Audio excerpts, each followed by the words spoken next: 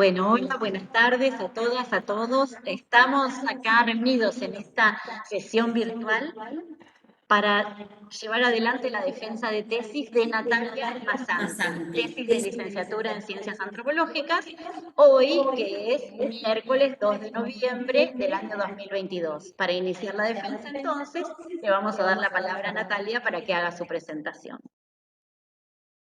Ahora sí, arrancó. Bueno, hola, igual ya nos habíamos visto hace un rato.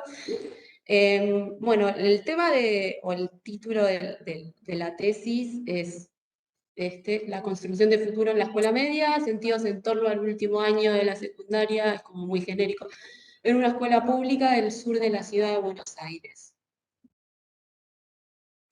El trabajo empieza en realidad, ¿la espero? Empieza hace muchísimos años.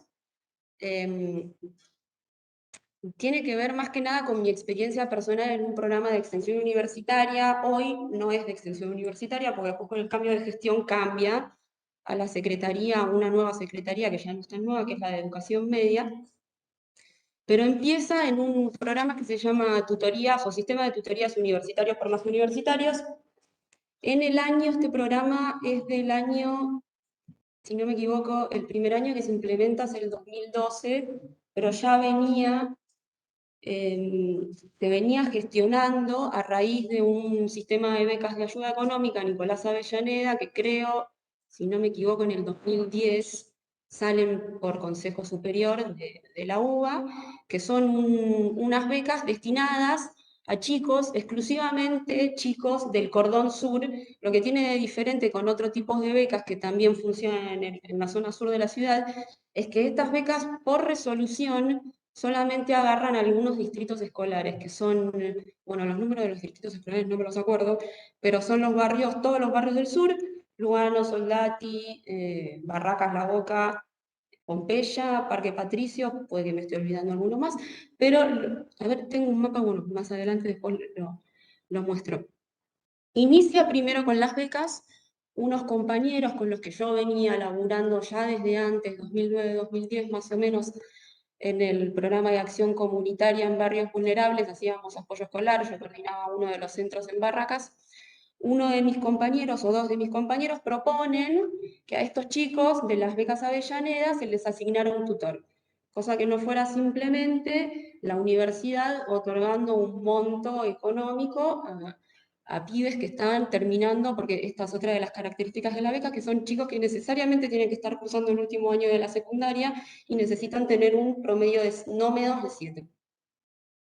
Entonces, la propuesta desde el programa de acción comunitaria hacia estas becas es asignarles un tutor, armar un programa desde extensión universitaria para capacitar a estudiantes y graduados de toda la comunidad de la Universidad de Buenos Aires que tengan ganas de involucrarse trabajando en territorio con estos chicos para hacer más o menos, o la idea era hacer una articulación entre la secundaria y la universidad.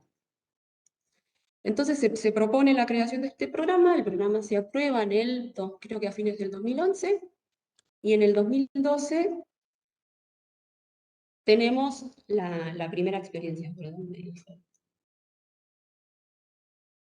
tenemos la primera experiencia en territorio, más o menos en 35 escuelas, serían unos 300 chicos que ganaron, la verdad fue hace tanto, estoy hablando del 2012, más o menos 300 chicos que ganaron las becas, 100 tutores. El programa también estaba dividido en coordinadores, a mí me convocan para coordinar, del barrio de Barracas y de Apoyo Escolar para coordinar.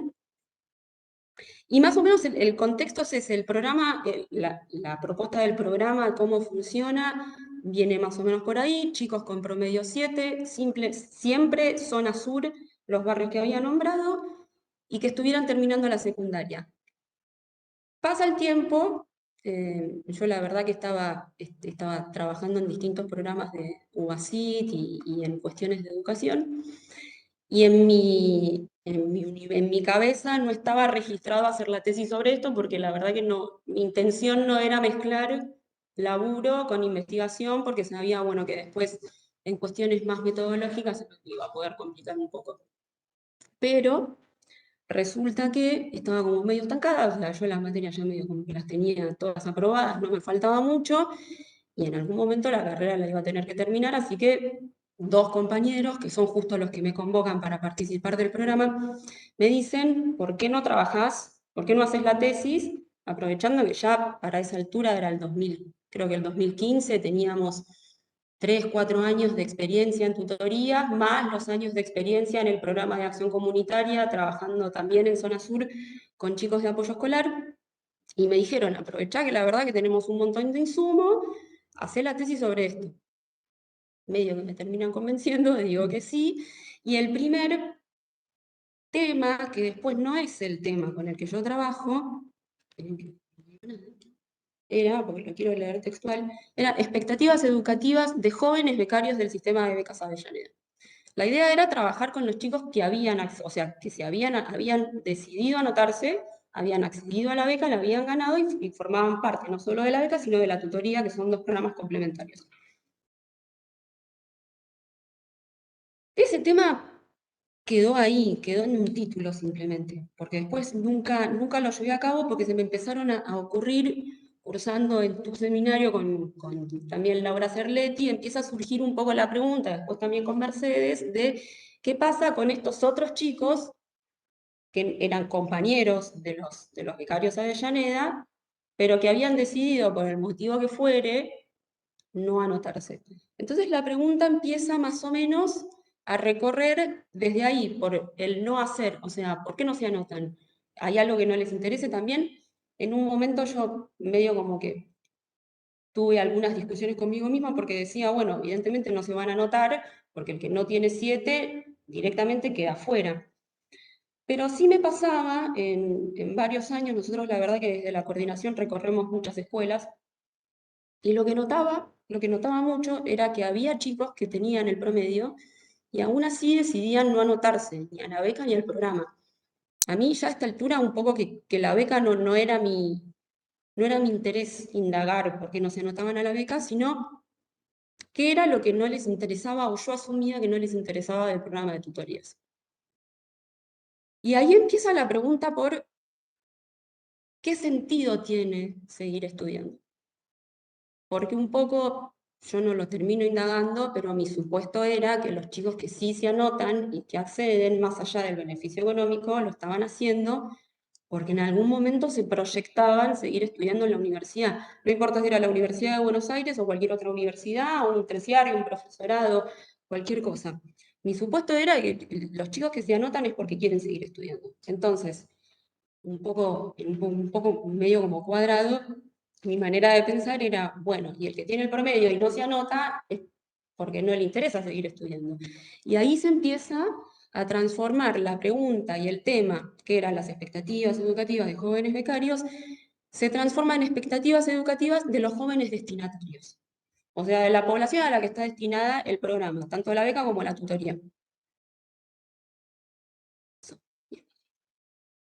Y así las preguntas de investigación terminan siendo, obviamente todo esto estaba girando todo el tiempo alrededor de qué significa estudiar, cómo se construye este sentido, o qué sentido tiene la universidad para estos chicos en estas escuelas, en estas condiciones y en estos barrios del Cordón Sur. Las preguntas entonces terminan siendo qué sentido se construyen en torno a los estudios superiores en y desde la escuela. Y otra de las cosas que yo también estaba pensando era, y esto tiene mucho que ver, creo que todo el trabajo está como muy atravesado de todos mis supuestos, que en algunos momentos, yo le decía a Mercedes ayer, eran mis sesgos, que yo creía todo el tiempo que la escuela te forma, que quinto año, que la pregunta de quinto año es qué vas a estudiar el año que viene. Claro, en realidad lo que estaba haciendo era, no quiero decir proyectar porque es un término medio de psicología, pero, a ver, yo vengo de una familia de universitarios, yo soy universitaria, mis hermanos son profesionales, mis padres, mis tíos, mis primos, mis compañeros de laburo, la mayoría de mis amigos, y mi experiencia, y también un poco el sentido del programa de tutorías universitarios por más universitarios, un poco la pregunta es, ¿qué querés estudiar el año que viene? Entonces, cuando yo voy a la escuela, voy un poco con esa idea, de decir, ¿qué es lo que quieren estudiar estos pibes el año que viene? Pero lo que termina pasando es que me encuentro que en realidad no es que no querían estudiar, sino que o también que la escuela te forma para eso, que el papel de la escuela es formar para eso, ayudar a la transición entre el nivel medio y el universitario. Y me terminé encontrando después cuando empiezo a hacer el trabajo de campo que no era tan así, que en la escuela pasaban un montón de cosas.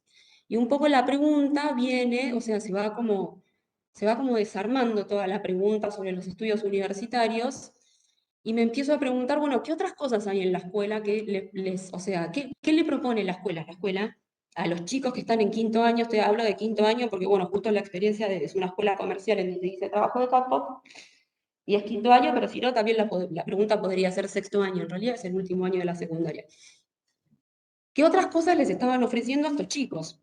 Me digo, en un momento, o sea, la secundaria se termina, supuestamente, se termina, ¿y qué viene después? ¿Cómo se construye esa idea y ese sentido de lo que es el año que viene? Y así, bueno, el tema por los becarios Avellaneda se transforma en el tema por, o la inquietud por qué sentidos se construyen en torno al futuro de jóvenes de sectores populares o sectores subalternos de la zona sur. Y me empiezo a preguntar también, bueno, qué otras prácticas se ofrecían en la escuela para ir construyendo ese futuro y qué sentidos estaban mediando esas opciones y construcciones. No sé, ¿los leo? Bueno, los objetivos son, el objetivo general, creo que resume bastante lo que acabo de decir. No sé, nada.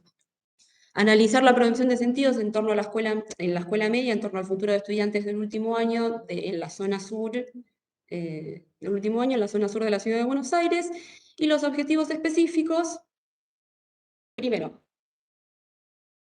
relevar, una de mis ideas era, y tiene que ver con la pregunta, la segunda pregunta, ¿qué prácticas se ofrecen a estudiantes de quinto año para pensar su futuro? Así que uno de los objetivos específicos era relevar cuáles eran los programas y las ofertas o las propuestas que se les ofrecían a los chicos de quinto, específicamente a los chicos de quinto año.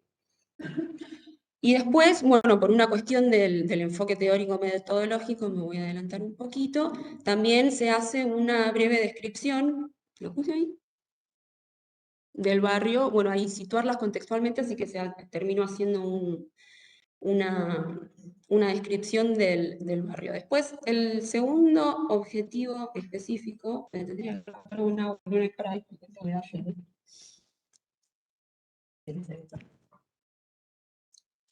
El segundo de los objetivos es intentar rastrear o entender, o más que nada ver qué era lo que decían los docentes de la escuela de estos chicos. Y el tercero era retomar a los chicos para ver qué es lo que dicen ellos mismos sobre lo que ellos creen que va a pasar el año que viene. Así que, una vez teniendo el tema, las preguntas y los objetivos, viene la parte metodológica, termino haciendo, o sea, elijo una escuela. La elección de la escuela, incluso, acá es medio como que se me desarmó un poco todo, porque la lectura es previa, yo ya la tenía elegida desde el primer tema, desde el tema, acá, desde el primero, desde el que nunca fue, de expectativas educativas de jóvenes becarios. Como voy a trabajar con becarios del sistema de becas, obviamente, o por lo menos para mí era obvio, tenía que trabajar en una escuela que funcionara dentro del programa y de la resolución. Así que estaba como un poco ya condicionada, o condicionada entre comillas, en elegir una escuela que funcionara dentro del programa. De todas maneras, eso después me termina sirviendo porque elijo una escuela de Parque Patricios. Me termina sirviendo porque si los destinatarios del programa son jóvenes de sectores populares del sector sur, yo ya tenía un acercamiento a ciertas escuelas. En algún punto lo que yo estaba pensando es, tengo que hacer un trabajo de campo bastante extenso, con Mercedes habíamos dicho más o menos 6 meses, que después 6 meses pueden ser 8, 10, a mí me llevó 7 años más o menos, igual el trabajo de campo fue un año, un poquito menos.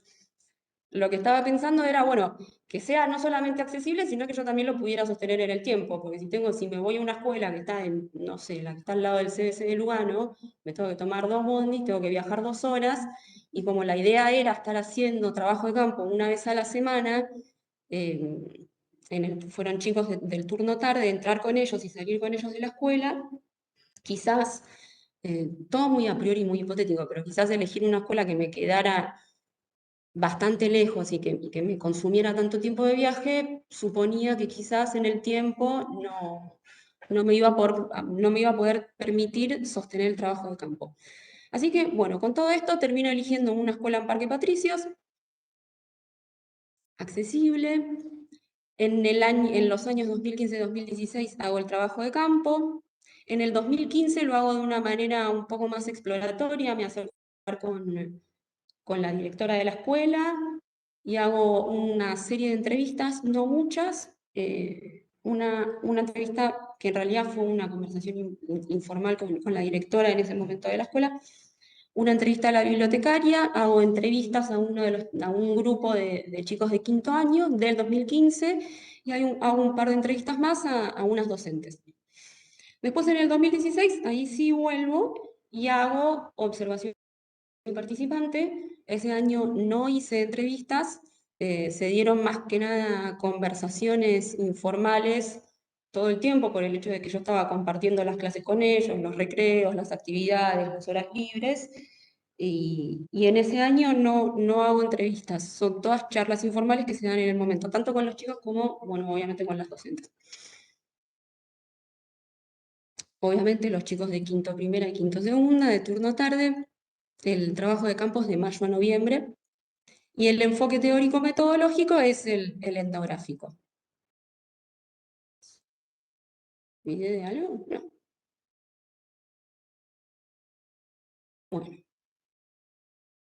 Esto no lo había dicho. Cada uno de los, o sí lo dije, cada uno de los objetivos de los específicos está relacionado, o sea, o por lo menos intento que cada uno de los objetivos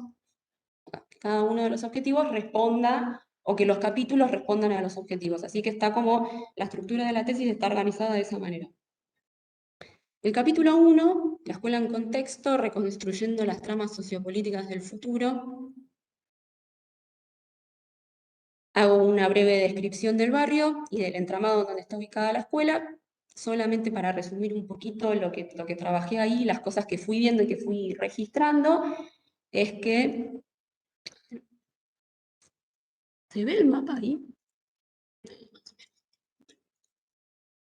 Lo que voy notando es que hay ciertas políticas desde el gobierno de la ciudad que quizás después, no sé si se contradicen, se contrastan un poco con las estadísticas socioeconómicas de la población que vive. Entonces, por ejemplo, en el 2008 se crea un distrito tecnológico. La idea es, por lo menos desde el gobierno de la ciudad o desde las páginas oficiales del gobierno de la ciudad, tienen como una idea de promover un desarrollo de la zona sur y que Parque Patricios sea un poco como el núcleo o el nuevo centro de la zona sur y revitalizarlo. Entonces, para eso llevan adelante distintas políticas e iniciativas. Empieza, por ejemplo, con la creación del sistema de transporte público, la línea H, que es la más nueva, que va de derecho hasta hospitales, si no me equivoco, es Pompeya. Pero igual a mí lo que más me interesa de todo eso es que, bueno, en el 2015 la sede de gobierno se traslada y está muy cerca de la escuela. Yo no sé si ahí... ¿Me puedo acercar? A ver. Es que no tengo el cursor así. No tengo...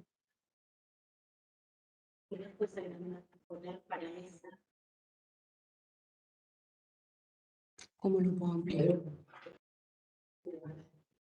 Con este no tengo fácil.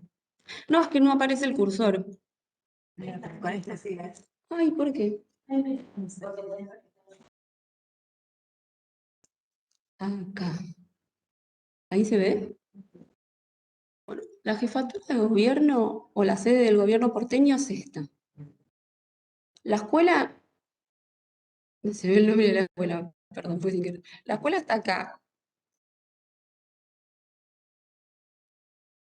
Acá, bueno, por una referencia también de Filo, acá está el SIDAC, acá está la Villa 2124, el núcleo habitacional Zabaleta, Y a mí lo que me interesaba mostrar era que en toda... Uy, se me fue, ¿se fue? No, no aparece. Sí, Ah, ya, la manqué. Yo me estoy riendo. Acá. Acá, bueno, yo puse, perdón, intenté editar un mapa, pero mis habilidades son un poco limitadas. Y yo acá lo que quería mostrar, acá como referencia está la empresa Accenture y acá Mercado Libre. ¿Por qué? Porque una de las iniciativas con la creación del distrito tecnológico es que se empiecen a trasladar grandes empresas para darle valor agregado a la zona, Parque Patricios. Estas son solamente dos yo creo que hay como 200. De hecho, quise bajar en la página del gobierno de la ciudad hay un mapa, pero no se puede descargar porque tira error. Mi idea era traerlo para hoy para mostrarlo. Pero hay como 300 empresas radicadas acá, en toda esta zona. La verdad que hay un montón. El número exacto no me lo sé, son varias. Supuestamente un googleo rápido dice 300, pero lo quise buscar, quise confirmarlo con la página del gobierno y no me descarga el mapa y no hay mucho detalle tampoco. Y estas empresas tienen beneficios impositivos. No me voy a detener demasiado en los beneficios impositivos, pero sí me parece interesante que con toda la propuesta del traslado de estas empresas tengan ciertos beneficios, como por ejemplo no pagar sellos o ABL o extensiones económicas y monetarias. Y además, no solamente se trasladan, o por lo menos la iniciativa es que se trasladen estas empresas, sino que de a poco se está empezando a construir como un nuevo centro académico. Y una de las primeras universidades que se traslada es el ITBA. Supuestamente ahora en estos ya hay, creo que tiene el predio para pasarse la USAL con la Facultad de Ingeniería, y había una universidad más, la KS me parece, pero esas todavía no están trasladadas. La que sí se trasladó es el ITBA y tiene bastantes edificios. De hecho, el rectorado del ITBA también está ahí. A ver si me olvidé de algo. Bueno, y con todo esto también hay como una intención de que crezca el mercado inmobiliario, pero el mercado inmobiliario está apuntado a un target más bien profesional, o sea, la gente que trabaje en estas empresas, que estas empresas son la mayoría dedicadas a la tecnología y a la información. Y el target, un poco el target que promueve desde esta iniciativa el gobierno de la ciudad, es joven y profesional y de ingresos medios o altos. Pero ¿qué pasa? Uno después busca un poco algunas estadísticas no pude encontrar el desagregado, pero por lo menos de la Comuna 4, que está compuesta por Barracas, Pompeya, Parque Patricios y La Boca, y observa que, a mí el dato que más me interesa es que casi el 45% de la población de 25 años o más no termina la secundaria, y que para el 25%, que para la ciudad el total es del 25%. Y de hecho, bueno, yo acá no lo puse, pero la Comuna 4 tiene, en términos generales, creo que es la segunda peor comuna en términos estadísticos, después creo que es la Comuna 8, la de Lugano Soldati.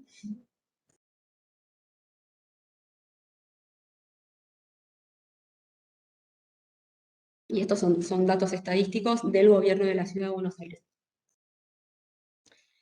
Y a mí lo que me interesaba un poco contrastar también, porque no era que me llamara la atención, pero sí me resultaba interesante, era que con todo este discurso de renovar la zona sur, y que de hecho la sede de gobierno se traslada acá, está muy cerca de la escuela, deben ser 10, 15 cuadras. Un poco más al sur está la Villa 21-24, que de acuerdo, ahora la verdad que no me fijé los datos del último censo, pero de acuerdo al censo del 2010 y del INDEC, es la más extensa y la más poblada de la ciudad. Y bueno, esa es la primera parte, porque no sé si lo dije, está dividido en dos partes. El capítulo 1, la primera parte es esa, Si me olvidé de algo.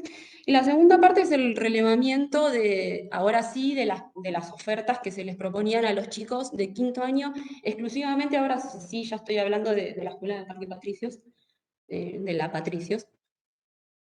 Y lo que encontré era que los ejes de intervención se dividían en tres, y todos tenían que ver con intervenir o trabajar con jóvenes de sectores populares y sectores subalternos. Uno de los ejes eran las becas de ayuda económica, las que estaban funcionando en ese momento, yo creo que ahora debe haber más. Las que en ese momento tenían para acceder los chicos eran las becas ciudad, que en realidad no se llaman becas ciudad, pero todo el mundo las conoce como becas ciudad. Las Progresar y las becas Avellaneda de la Universidad de Buenos Aires, que les conté cuando arranqué. El segundo eje de propuestas que encontré que estaban vigentes en la escuela eran todos talleres y programas relacionados a la formación laboral, y ahí lo debería haber puesto quizás en cursiva, y a la empleabilidad de jóvenes populares que se encuentran terminando la secundaria para que tengan supuestamente mejores herramientas. De hecho, empleabilidad, según la Organización Internacional del Trabajo, tiene que ver con esto de que tengan capacidades, no quiero decir innatas, pero como un set de herramientas básicos para que ellos se puedan mantener empleables, como si dependiera de uno mismo o individualmente si te toman o no en un laburo. Y después el tercer, me faltó, bueno, claro, los ejemplos. Estaban en ese momento las pasantías del Banco Itaú, que es del Ministerio de Educación de la Ciudad de Buenos Aires, que se llama Aprender Trabajando o Aprendiendo a Trabajar, Aprender Trabajando me parece. Que de hecho creo que tiene convenio, porque yo ayer en un momento de pánico quise como actualizar un poco, esto lo había escrito hace bastante, quise actualizarme un poco, y aparece en la página de la organización, de la OIT, aparece el programa del Ministerio de Educación de Cava. Y después las otras dos propuestas eran la Fundación Forge y la Fundación Oportunidad. La Fundación Oportunidad no era algo, o sea, no era una propuesta que se daba de manera recurrente o sistemática en la escuela. Fue ese año que yo justo estaba haciendo trabajo de campo, que en el 2016 se acercaron y dieron 3 talleres de capacitación laboral. Y después la Fundación Forge sí es una fundación que está desde hace por lo menos 20 años, está, a ver si lo puedo mostrar acá, no lo marqué. Está en Barracas. Esta creo que es Montes de Oca, está más o menos por acá. Está relativamente cerca también de la escuela. Y es una fundación a la que muchos chicos, o sea, yo ya la tenía ubicada y la tenía escuchada, porque varios de los chicos del programa de tutorías participaban de la Fundación Forge. Y la Fundación Forge lo que tiene es, brinda talleres gratuitos anuales, de nuevo también para chicos de sectores populares que estén terminando la secundaria, y la idea es, los talleres son anuales, son gratuitos, y los tienen que cursar, o sea, no les ponen asistencia, pero tienen que ir regularmente todos los días a un contraturno de la escuela. Y la propuesta de la fundación es que una vez que terminan la capacitación de ellos, o sea, la capacitación en Forge, y terminan la secundaria porque necesitan tener el título secundario, supuestamente acceden con mejores herramientas y mejores condiciones al mercado laboral. Y después el otro eje de propuestas que encontré en el 2016 era todo lo que estaba relacionado con orientación vocacional y con la construcción de proyectos de vida. Ahí ya había como más alternativas y medio como que se iban solapando bastante, porque primero era una, después la otra. La biblioteca de la escuela tuvo como mucha centralidad, o sea, yo no lo llegué a ver porque ya no se hacían más talleres, pero la bibliotecaria organizaba talleres que tenían que ver sobre mitos universitarios o cómo elijo una carrera, o si la carrera que elijo tiene que ver por mis intereses o por presiones externas o porque mi familia me dice esto o lo otro. Después el otro programa que estaba funcionando, yo lo pongo en orientación vocacional, pero podría haber ido en una cuarta categoría que es extensión universitaria, pero yo tutorías de universitarios por más universitarios decido ponerlo en orientación vocacional porque los tutores, por más que por más que el programa esté enmarcado en extensión universitaria, hacen como una tarea de orientación vocacional acompañando a los chicos en la elección de una carrera. Y después ese año se empezó a articular desde la escuela con la DOE, la Dirección de Orientación al Estudiante de la Universidad de Buenos Aires. Ay, no me cargó las fotos. Bueno, había fotitos. Recién ahora me doy cuenta. Acá, esta es la escuela. No me cargó. Bueno, esta es la escuela. Y, bueno, la primera de la fachada de la escuela, no sé si abajo se llega a ver. Esa foto me interesa, pues es el patio. Y lo que se ve en el fondo son las aulas. Las aulas de quinto no están en el edificio. O sea, vos entrás, tenés la sala de profesores, el despacho de la dirección, la pecera de los preceptores, salís al patio y como al fondo a la derecha de la esquina están las dos aulas de los chicos de quinto. Bueno, no, había puesto más fotitos, perdón.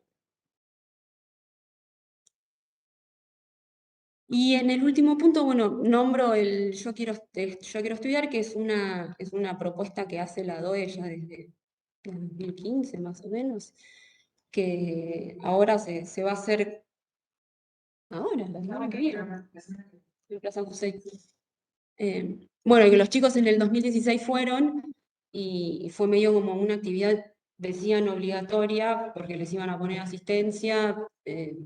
O sea, si no iban a la actividad les ponían inasistencia, igual la mayoría de los chicos fue la mitad, creo, yo fui, los acompañé, fue la mitad y también les aprovechaban para darles el certificado de alumno regular para los que se pueden anotar al CBC, Yo quiero estudiar. Entonces aprovechaban y les daban el certificado para que los que quisieran se anotaran. Capítulo 1 es eso, más o menos, a grandes rasgos. Y después el capítulo 2,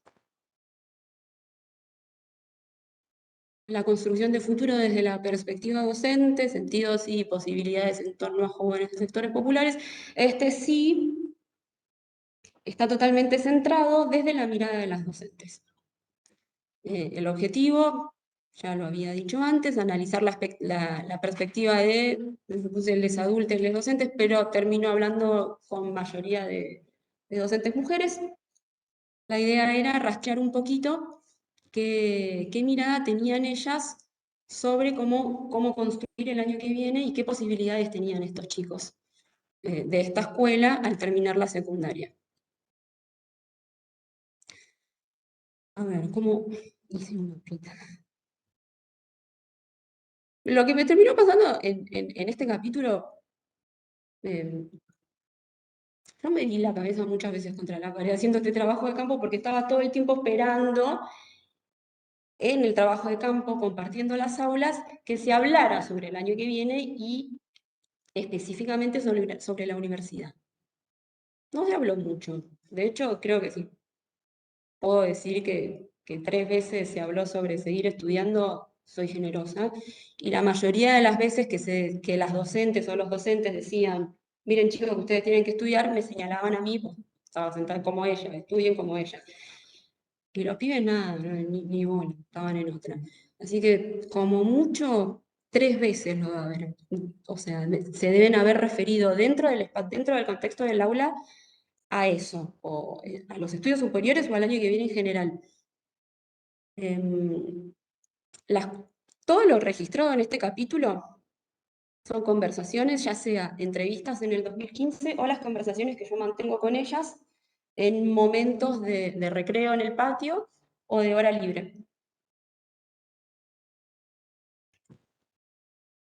Y lo que me termina pasando es que cada vez que yo preguntaba algo sobre el año que viene o sobre la universidad, no necesariamente sobre la Universidad de Buenos Aires, sino qué posibilidades, o sea, qué pensabas vos que estarían haciendo, que pueden hacer estos chicos el año que viene. Cada vez que intentaba indagar sobre el tema de tesis, surgía otro tema que a mí particularmente yo no puedo decir que no me interesara, porque no sé si no me interesaba, no estaban mis objetivos, no me lo había planteado y ni siquiera lo había pensado. pero aparecían las familias, es decir, las familias todo el tiempo, y las familias esto, las familias aquello, y no sé qué. Entonces, evidentemente, para el análisis no era algo que yo podía dejar de lado, porque estaba atravesando absolutamente todo. De hecho, las familias son como una especie de vehículo que habilitaría o no a los chicos estar en condiciones de seguir estudiando o no. Y todo tenía que ver con el origen socioeconómico o con el sector del que venían estas familias. Así que un poco la conclusión del capítulo es esa, que la manera que las docentes tienen de construir y de pensar sobre los chicos con los que trabajan van, ¿qué puse? Van definiendo o delimitando las posibilidades que ellos pueden llegar a tener a futuro. Y acá, bueno, acá intenté armar un mapa conceptual que todo empieza, todo se explica, es como un círculo. O sea, empieza con las familias y termina con las familias, y las familias explica absolutamente todo.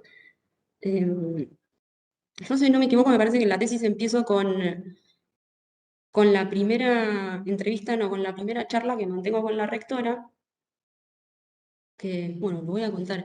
A mí me resultó un poco gracioso, porque yo ese día había ido, me habían pedido una carta firmada desde la facultad con el permiso para poder hacer el trabajo de campo, y me la habían pedido en papel físico.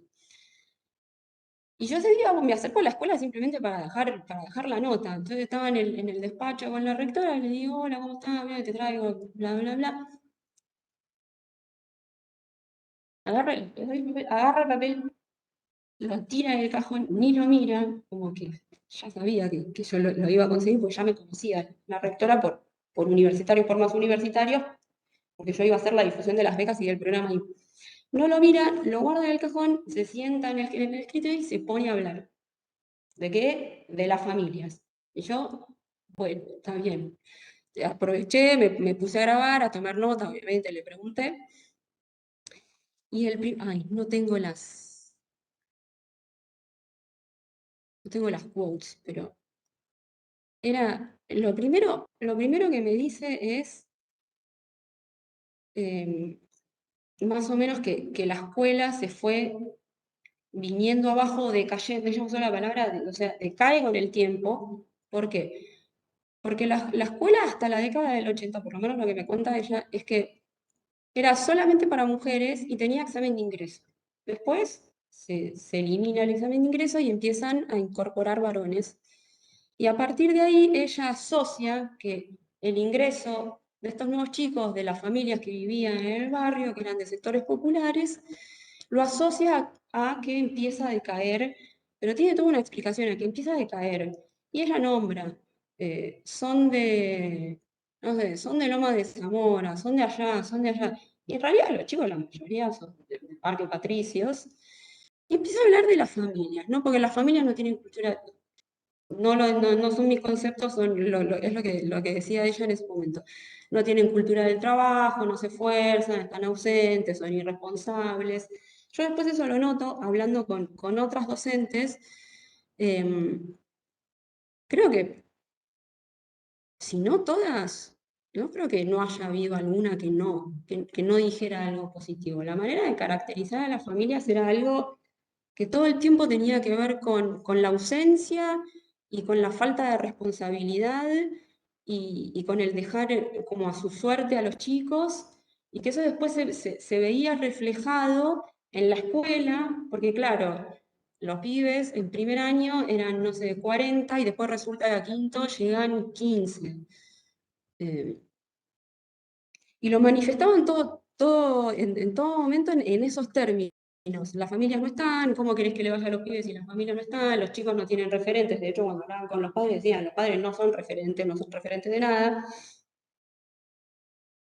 Y bueno, acá en el mapita más o menos como que lo quise explicar, ni yo lo veo, pero dice familias, y del lado izquierdo, del lado naranja, está toda la caracterización más bien negativa de las familias, que explica por qué la escuela va decayendo con el tiempo, que es esto de que, a ver, que puse ausentes, irresponsables y sin cultura del trabajo. Eso después se expresa en los problemas escolares que tienen que ver con abandono y repitencia. Claro. Y como los chicos supuestamente no tienen referentes, la escuela que le termina pasando. Termina siendo un espacio de contención entre ellas. Ellas dicen, es un espacio de contención, no me puedo dedicar a mi trabajo docente porque tengo que estar preocupándome por todos los problemas que traen de la casa. Así que, por un lado, las familias explicaban eso. Por otro lado, había de manera muy marginal otra caracterización, más bien positiva, pero esto era casi nunca se daba. Por contraste y por oposición a las familias irresponsables también estaban las buenas familias. O sea, que si unas son irresponsables y ausentes, las otras eran responsables y presentes, con aspiraciones. Me acuerdo justo la estaba leyendo ayer la tesis y una de las docentes decía una familia súper con aspiraciones de seguir estudiando. Entonces, en ese sentido, las buenas familias serían las que supuestamente acompañarían a los chicos a tener aspiraciones de seguir estudiando o continuar estudiando una vez que finalice la secundaria. Esto se traslada, a su vez, en la concepción que tienen sobre los estudiantes con buenas familias, que los estudiantes con buenas familias son los buenos estudiantes o el buen alumno, que supuestamente es el naturalmente responsable y al que le va bien. Y estos chicos, a los que les va bien, que son la excepción, porque, de nuevo, la mayoría de las familias están ausentes y son irresponsables, estos chicos son supuestamente los que estarían en condiciones de poder elegir una carrera universitaria y poder prepararse para el año que viene seguir estudiando. Ahí se ve, de cualquier manera, o sea, ya sea con buenas o malas familias, la construcción de los pibes también siempre, perdón que digo pibes, debería decir estudiantes, ¿no? La construcción de los chicos siempre estaba mediada por las cuestiones socioeconómicas. Entonces, generalmente, cuando hablaba con las docentes, siempre me decían, son chicos que tienen que trabajar, o sea, la salida que hay que darles a estos chicos es que tienen que salir a buscar un trabajo. Y una de las caracterizaciones que a mí me llamó mucho la atención es, y esto sí es una cita textual, los que llegan a quinto son los que superan todos los obstáculos. Los obstáculos de la familia, los obstáculos socioeconómicos, que de nuevo los que llegan a quinto son la excepción.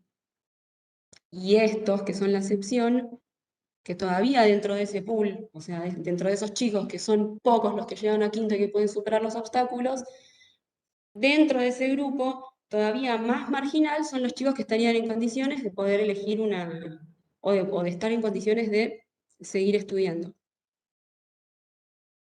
Y acá,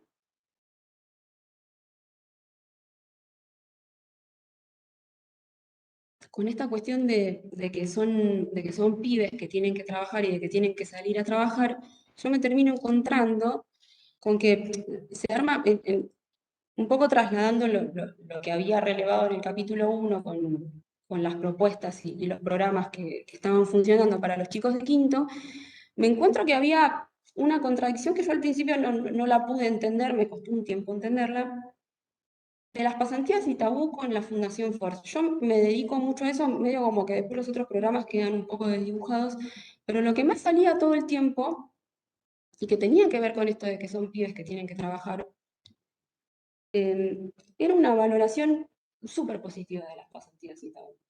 Y yo no lo entendía, y a veces les preguntaba, pero ¿por qué las pasantías sí y Forge no? Si en definitiva son dos experiencias que la propuesta o la iniciativa es formarlos para que se puedan insertar de manera más exitosa supuestamente o con mejores herramientas al mercado laboral.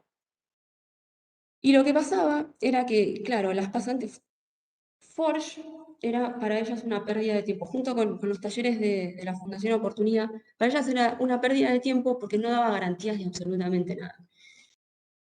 Y eso tiene que ver un poco con cómo funciona Forge. Las pasantías en el Itaú, al contrario de Forge, sí eran una experiencia concreta. Los chicos iban a trabajar al banco, iban a trabajar 2 o 3 veces a la semana, tenían una contraprestación y tenían una experiencia que para ellas, para las docentes, era una experiencia válida que se podía después trasladar al currículum. En Forge, no, porque en definitiva, de hecho después termina pasando en el capítulo 3, había anotados como 15, 20 pibes en Forge. Y en el 2016, en el 2015 había, según lo que me contaron los chicos del 2015, fui una sola vez a hablar con los chicos del 2015, pero pasaron cosas similares. En el 2016 fue genial, uno solo terminó. De los 15, se habían anotado casi todos. Y entonces un poco lo que me decían las docentes venía por ahí. Los chicos no lo terminan, le ponen demasiadas expectativas y no es que consiguen trabajo, porque Forge en realidad lo que hace tiene un convenio con una cantidad de empresas, por ejemplo Starbucks, los capacita, para tener el título de la capacitación de Forge necesitan tener el título de la secundaria y una vez que terminan esa capacitación, los chicos entran a una bolsa de trabajo, en donde no es que van a conseguir, porque los pibes después decían, no, porque Forge te da trabajo, que seguro que conseguís trabajo. Entran a una bolsa de trabajo y después simplemente son seleccionables para estas empresas con las que Forge tiene convenio, lo que no necesariamente quiere decir que los vayan a convocar para una entrevista.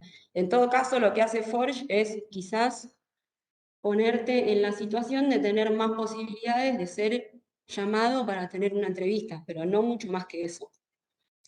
Las docentes lo que me decían todo el tiempo, no es que me lo decían, me costó un poco entenderlo porque para mí era, igual las dos cosas llevan al mercado laboral y mi pregunta todo el tiempo era, bueno, ¿y en este esquema dónde quedan los estudios superiores? Pero lo que remarcaban las docentes era eso, uno no te da garantías y el otro por lo menos es una experiencia concreta en un trabajo concreto. El capítulo 2 es ese.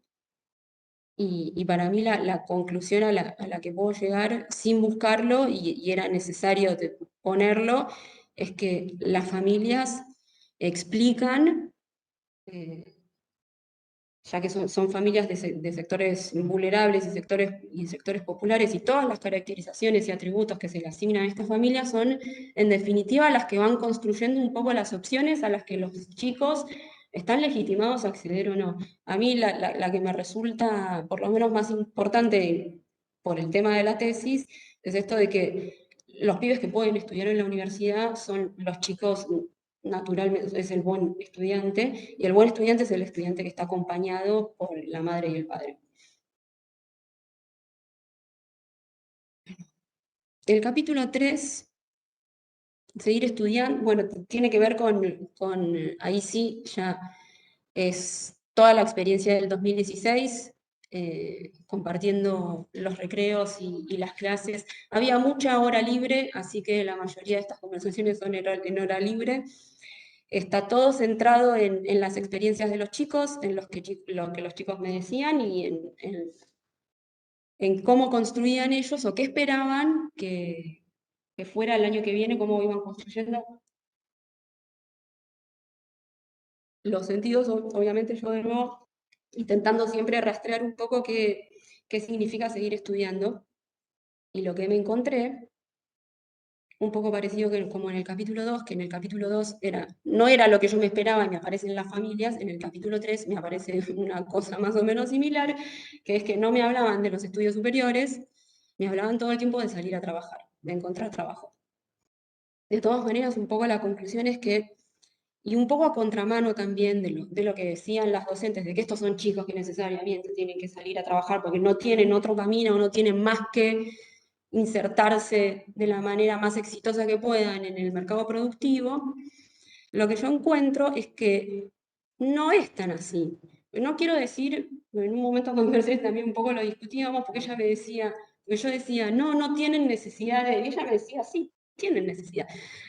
Pero es un poco más complejo, porque la necesidad está, pero no es que están obligados, que están necesariamente tienen que salir a buscar un laburo porque no les queda más remedio que...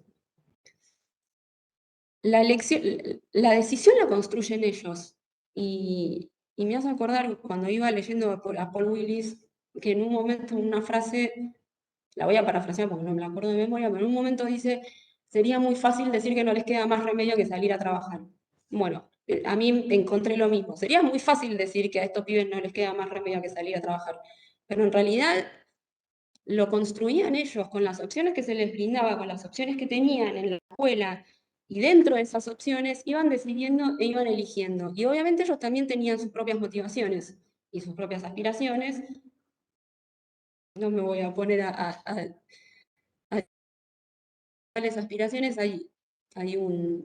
Yo retomo a Paduray, que me pareció como bastante interesante, que habla que las aspiraciones también como condensan las ideas sobre el futuro en términos culturales en un momento determinado. Pero bueno, estos chicos estaban atravesados, además por las necesidades económicas, por un montón de cuestiones y de expectativas que ellos les ponían al, al laburo y a conseguir trabajo. Y dentro de estas expectativas del trabajo o de conseguir trabajo, los estudios superiores eran solamente una de las opciones y no la opción, y ni siquiera eran los estudios universitarios, más bien clásicos o tradicionales, como acá una licenciatura de 6 años, que pueden ser como 14 yo, o más, sino más bien carreras cortas. Y acá hice otro mapita. Bueno, no sé si se dieron cuenta, en el anterior también pasó lo mismo. Yo no me dedico a analizar todos los programas que aparecen en el capítulo 1, algunos se fueron como desdibujando, orientación vocacional no aparece mucho, las becas tampoco aparecen tanto, y me centro más bien en los programas que de manera más recurrente me contaban tanto docentes como los estudiantes. Y dentro de las opciones que se les presentaban y las acciones que ellos hacían, las que más me nombraban eran las pasantías Itaú, la Fundación Forge y continuar estudiando como alternativas. De las becas Avellaneda es muy gracioso porque justo estoy pensando en voz alta, pero yo había empezado con el tema, mi tema de interés era las becas Avellaneda y después ni hablo, creo que si hablo 2 oraciones es mucho. Hay un chico, yo lo pongo al principio del capítulo 1, un chico de quinto año, se me acerca, de quinto año no, del 2015, que se me acerca a preguntar porque eso pasaba todo el tiempo, ¿cómo elegiste la carrera? Es muy difícil, ¿te va bien? ¿Cómo es estudiar? No sé, un montón de cosas. Y uno de los chicos se me acerca porque tenía unas inquietudes, tenía estas mismas preguntas, y yo le digo, pero ¿por qué no te anotaste a las becas, Avellaneda? Que justamente las becas, o sea, además del incentivo económico, tenés un tutor que te pueda acompañar, que la idea de la tutoría es un poco trabajar estas cuestiones del mundo universitario, o sea, no solamente es salir a recorrer, sino es entender un poco cómo funciona internamente el mundo académico o cursar una carrera en la universidad. Y el pibe me dice, no, bueno, la verdad que yo tenía el promedio de 7, y un poco con la pregunta original, yo tenía el promedio de 7, pero decidí no anotarme porque conseguí la 1. Y todo el tiempo, en todas las conversaciones que mantenía con los chicos, de la misma manera que las docentes siempre se referían a las familias, ellos siempre se referían a conseguir trabajo. Y las 3 maneras de conseguir trabajo eran las pasantías INTAU, Fundación Forge y continuar estudiando, que pongo acá. ¿Por qué? Porque básicamente,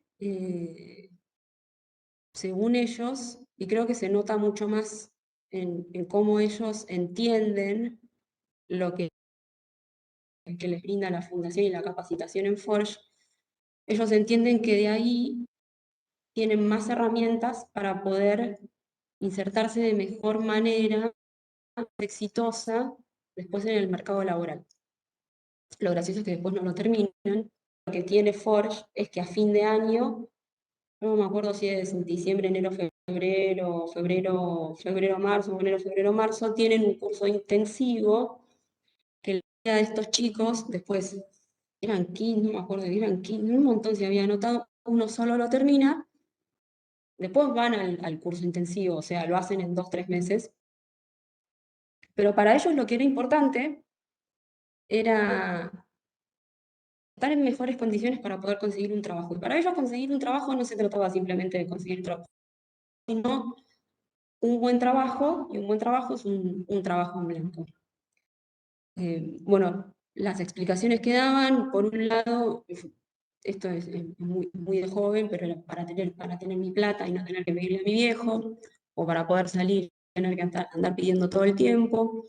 Después, por otro lado, también lo categorizo como responsabilidad, pero muchos tenían esta, no quiero decir necesidad, pero tenían, no era una necesidad, tenían como ganas de contribuir a la economía familiar. Y después otro tanto querían retribuir el esfuerzo que habían hecho sus padres todo este tiempo, porque gracias a los padres es que ellos pueden estar terminando la secundaria y potencialmente, bueno, terminar la secundaria y después potencialmente conseguir un trabajo o seguir estudiando. Los estudios superiores, en términos amplios, no solamente los universitarios, cual- cualquier tipo de título dentro del nivel superior, también al igual que con las pasantías y que con Forge respondían a estas cosas, o sea, era uno de los caminos para poder acceder a un mejor laburo, era continuar estudiando, pero el tema es que ahí se presentaba la disyuntiva, porque no era cualquier cosa. Tenían que ser necesariamente carreras, necesariamente no, pero en general la mayoría de los chicos querían estudiar, si es que decían que querían estudiar carreras cortas. Carreras cortas, de nuevo, porque una carrera larga, o por lo menos, no sé, una licenciatura en ciencias antropológicas, a ellos les consumiría demasiado tiempo. ¿Demasiado tiempo de qué?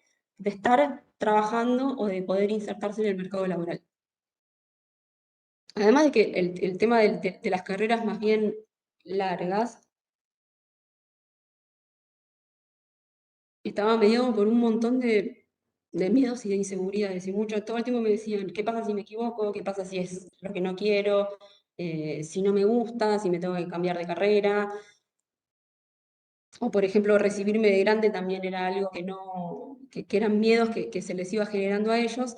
Y ellos de eso lo interpretaban como directamente como una pérdida, o sea, una pérdida de tiempo. O sea, postergando el ingreso al mercado laboral. Por eso la alternativa en cuestiones de seguir estudiando cómo ellos construían los estudios superiores como opción, tenía que ver con carreras que les dieran trabajo rápido. O sea, no mucho más que eso, era no perder el tiempo. Creo que casi todo el capítulo es, o lo que recuerdo de mis conversaciones con los chicos era, no me quiero equivocar, no quiero perder el tiempo, es una pérdida de tiempo, la idea es ingresar lo más rápido posible al mercado laboral. Y después en un tercer eje, como para ir cerrando un poco el capítulo 3, un tercer eje que sí surgía, no mucho, ya en muchísima menor medida, era las familias de algunos de los chicos que, por ejemplo, quizás habían manifestado interés en anotarse en el CBC o estudiar una carrera en la UBA. Para ellos era un orgullo, porque tenía que ver con las posibilidades que sus padres no habían tenido. Y también esto tiene mucho que ver, yo después ahí lo conecto, porque el tema de ser alguien y de poder trascender lo que los padres no pudieron lograr, para ellos, para la familia, o según ellos, para los padres era un orgullo y para los mismos chicos era un orgullo, y era también una manera de retribuir todo ese esfuerzo. Aún así, en casos todavía más menores, ¿sí? Más menores, muchísimo menos casos, esto de ser un orgullo a los chicos les generaba una suerte de presión, porque decían, yo no quiero ser referente de nadie, yo no quiero, ¿por qué me tienen que tomar de referente a mí si apenas estoy terminando la escuela? O sea, con suerte quiero salir de acá, quiero salir a laburar, me estoy presionando para ser el orgullo de la familia, y la verdad que me genera una presión, y eso también en algún punto, yo creo que quizás lo puedo plantear como una hipótesis. Yo creo que en algún punto también las presiones los hace vincularse más para el lado de las carreras cortas, y no tanto de esta presión de tener que demostrarle a la familia que pudieron y que pueden. Bueno, el capítulo 3 es eso. Yo más que nada me quedo con la relación costo-beneficio. Es, es muy Willis eso, porque de nuevo, es muy fácil decir que los chicos no tenían más remedio que salir a laburar y en cuestión, y en relación a los estudios, había una balanza. O sea, es más el costo de estudiar una carrera que el beneficio, porque en definitiva yo no sé ni cuándo la voy a terminar, ni si la voy a terminar, ni si cuando la termino voy a conseguir un laburo. Entonces había una evaluación de cuánto podía dar estudiar una carrera en la universidad y cuánto se podía perder.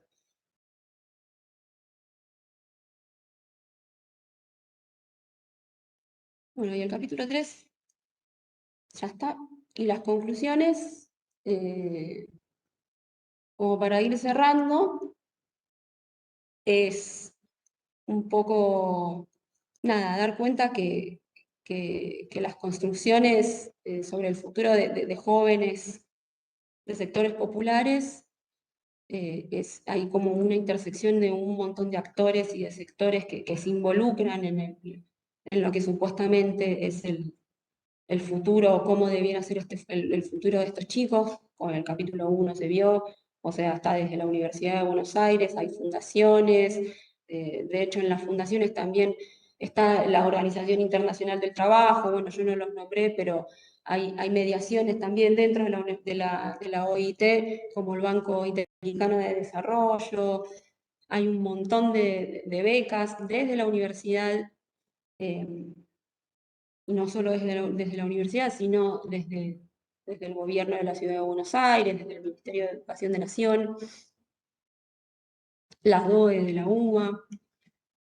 Y en toda esta articulación de múltiples propuestas y de sectores que están como confluyendo en ese momento en la escuela, se presentan estas opciones para los chicos y dentro de este escenario de estas opciones que se les presentan, es lo que va más o menos delimitando el escenario dentro del cual los chicos y las docentes van construyendo estos sentidos sobre el futuro. Bueno, eso. Y me quedó el último punto, pero que no es individual y aislada.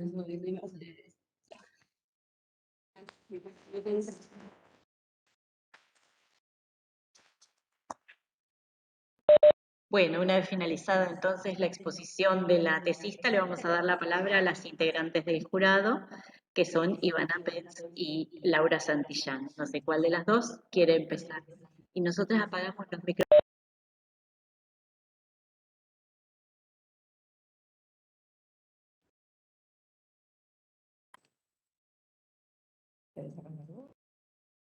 Bueno, vamos a comenzar. ¿En dónde está la...?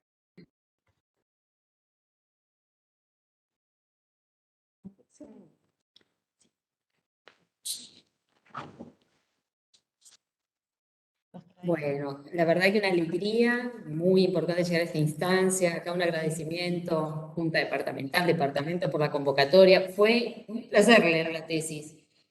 Felicitación, llegar con el proceso, la construcción, la investigación, felicitación a la directora en ese acompañamiento.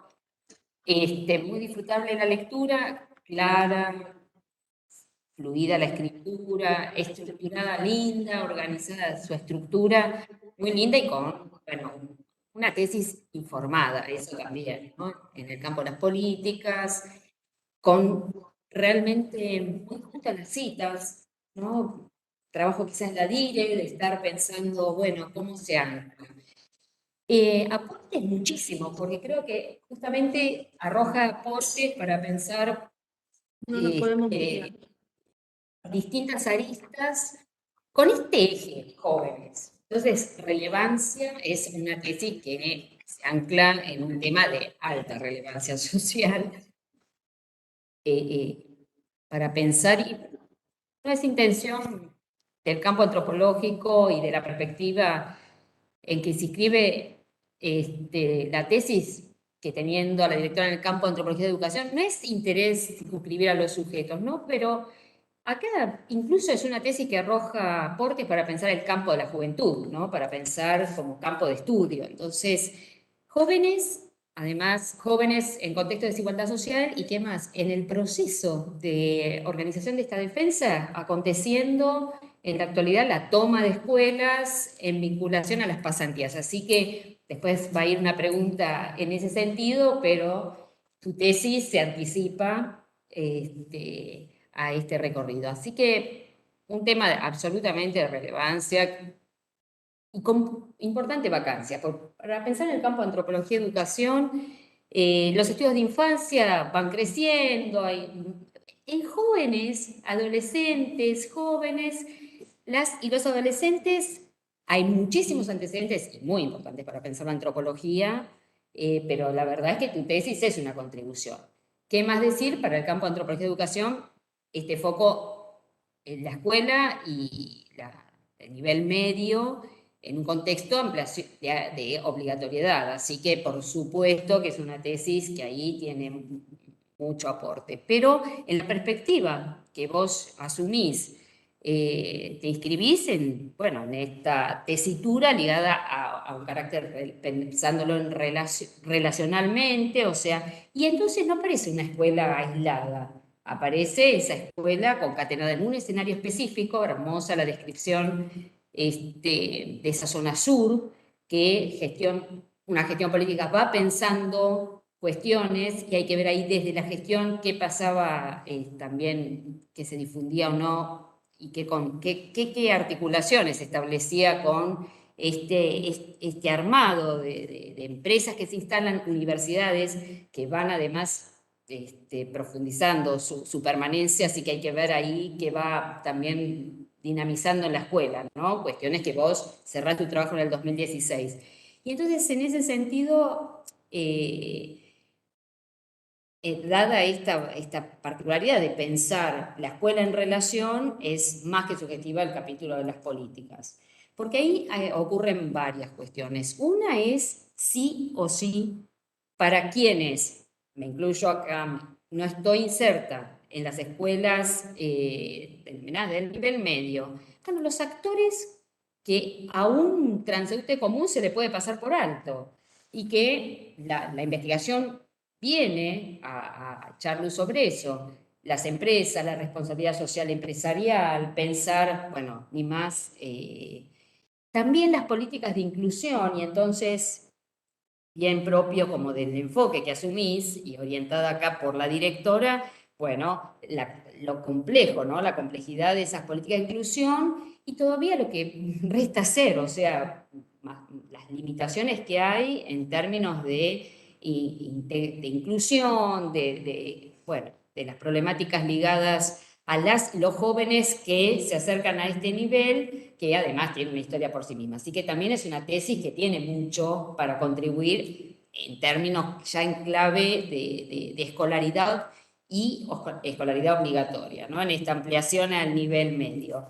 Ahí sí, realmente la tesis también no desmonta cualquier tipo de naturalización en relación a este esquema de la vocación.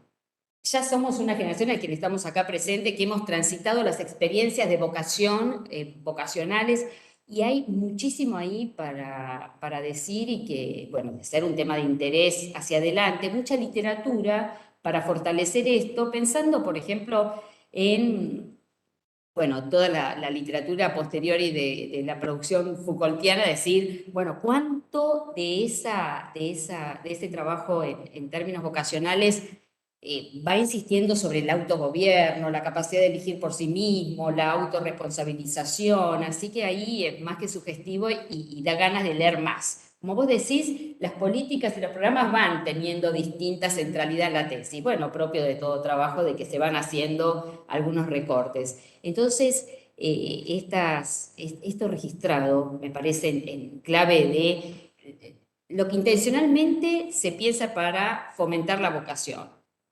pero lo que pasa también en la cotidianeidad.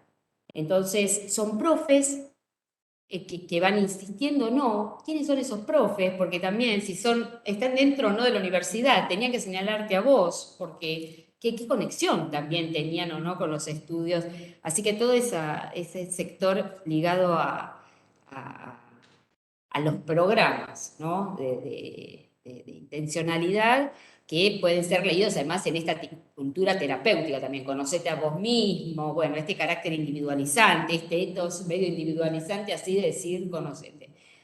Más que interesante. Y con ganas de leer más, propio de la tesis de licenciatura, va dejando ahí el puntapié para ver si tiene continuidad o no. Pero aparecen las personas, los sujetos, las sujetos, y estos profes que vas ahondando. Quizás, como cuestión a preguntarte, es, vale la pena saber quiénes son, ¿sí? En términos de generacionalmente, bueno, esta presencia femenina, la cuestión de la feminización, pero también estos profes que en sus clases van dejando huellas también acerca de esto, que hay un antecedente muy importante de parte de Mercedes Gil, de pensar la construcción de futuro, ¿no? Ni más ni menos, la construcción de futuro, y qué pistas se van dando para construir ese futuro.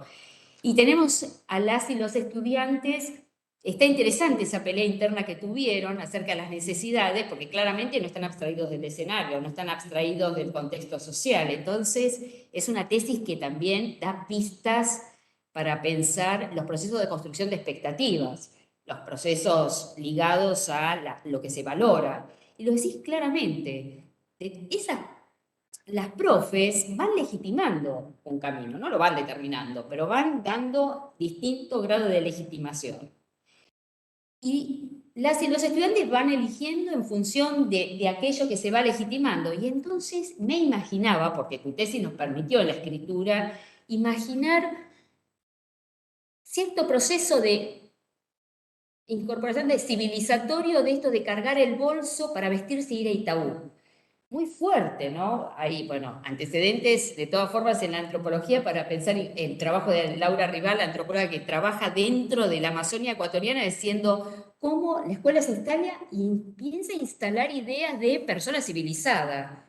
Entonces, eso en la etnografía, bueno, permite demostrar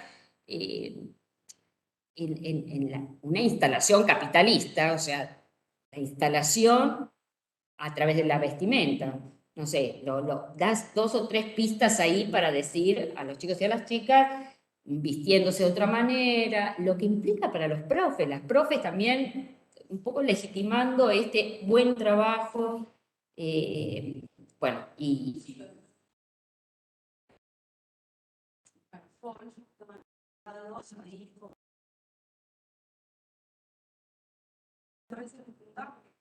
de hecho a la escuela, para fuerza tienen que ir escolarse.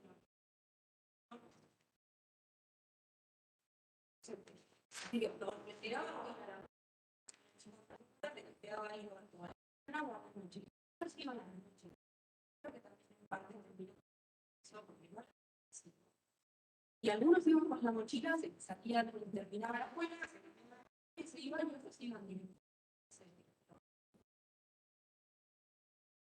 hay pistas muy interesantes, bueno, que aluden a algo muy hondo, es cómo se van configurando las subjetividades, o sea, sujeto, bueno, empleable. Cuando vos traes la referencia muy acertada de estas agencias que un ojo que no está pisando, no está transitando la escuela secundaria, se le pasa por alto de cómo las presencias en la escuela del Estado, que ya sabemos, en la cotidianidad, y las empresas de fundaciones, ONGs, que hay que seguir, bueno, hay que, por supuesto, eso hay que registrarlo, ¿no?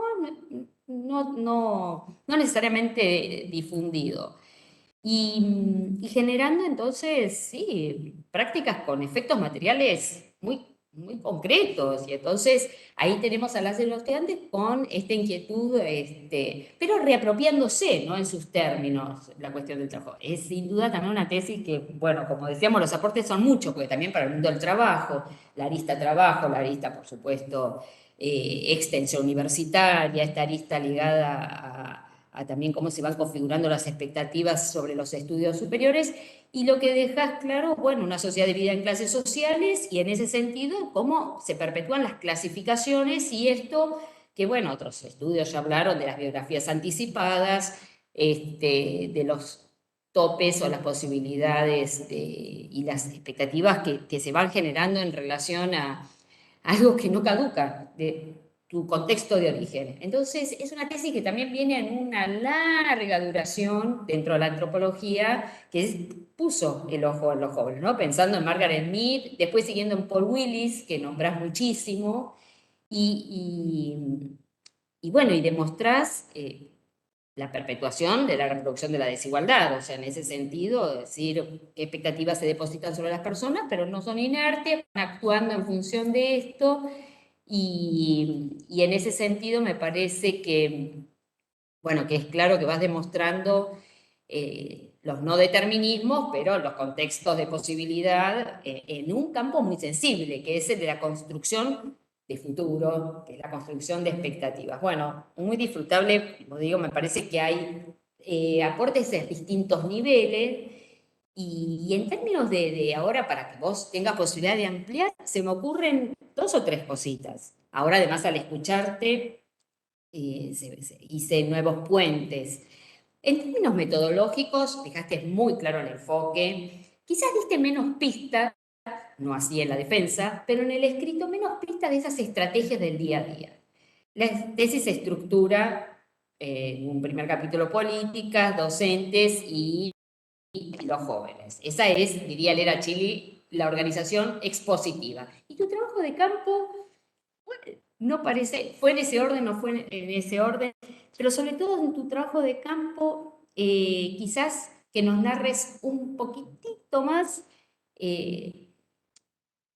bueno, esos procesos de cómo te fuiste encontrando, entonces que no fue en esa secuencia, los procesos ligados a desnaturalizar tus supuestos, pero ahora, si no te entendí mal, vos trabajás en el área todavía de políticas y en tutorías. Entonces, a la inversa, si vos hiciste un trabajo de reflexividad y de desnaturalización e intentaste, bueno, superar supuestos, transitada la tesis, ¿qué efectos, que el término no es el más feliz, pero produjo entonces en tu ejercicio profesional? O sea, ahora para pensarte como trabajadora en el área, ¿no? Esto para pensar las iniciativas ligadas a tutorías, a este pasaje.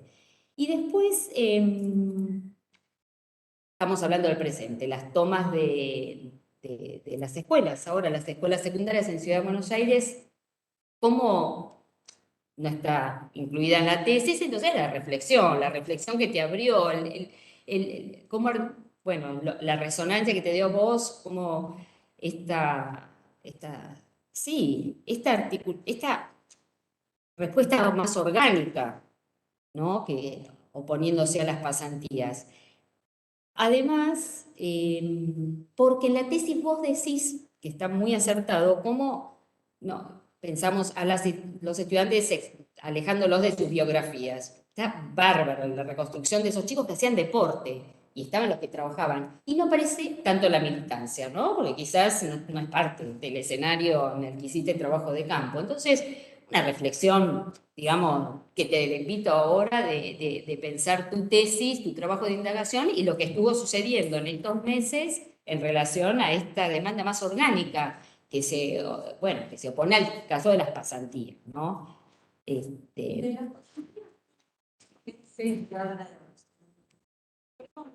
Sí, sí, porque tengo alguna. Bueno, yo tengo algunas cosas anotando también a partir de que fuiste desarrollando en tu discusión. Bueno, al igual que Laura, felicitarte y el acompañamiento de Mercedes muy presente, me parece, en el desarrollo de la tesis, así que tener una directora presente o un director presente es muy importante en la culminación del desarrollo del trabajo de campo, en el armado de la bibliografía final. Bueno, y eso se nota por cómo está organizada, con mucha consistencia, mucha coherencia, como decía Laura también. Fue muy lindo leer la tesis, a mí me encantó. por no solo la relevancia social, sino la relevancia que tiene esta tesis en este momento particular también para nosotros desde Filosofía y Letras. Y a mí me toca muy de cerca, digamos, al estar en extensión universitaria y bienestar estudiantil. Así que, bueno, por supuesto que ya la fui comentando con mis secretarios, y te quería pedir permiso para pasarla, para pasársela a ellos y para pasarla también a quienes están trabajando en el SIDA, porque la tesis, digamos, se desarrolla en... Me parece que, digo, va a ser un insumo para repensarnos muchas cuestiones. En ese punto me encantó cómo finalizaste la tesis, porque, y lo leo porque no lo dijiste acá en tu exposición, así que lo voy a leer. Vos terminás la tesis planteando, este trabajo nos invita a seguir revisando en futuras investigaciones, bueno, las primeras preguntas planteadas en la introducción de esta tesis. ¿Por qué los jóvenes de sectores populares, a pesar de cumplir con los requisitos requeridos, no se inscribían al programa que otorga las becas Avellaneda que facilitan el ingreso a la UBA? A raíz de los resultados presentados aquí, creo que sería interesante continuar esta investigación preguntándonos qué opciones construimos para los jóvenes de sectores subalternos en nuestra casa de estudios y cómo podemos presentarla de forma que sean incluidas en sus proyecciones a futuro. Así que me encantó ese final y soy muy honesta, leí la tesis desde este lugar, digamos, y después me lo encuentro escrito al final, así que, digamos, cerró, nada, muy, muy interesante. Y en esto, digo, de mucha pertinencia institucional en este momento. Así que, bueno, nada, felicitar nuevamente por eso.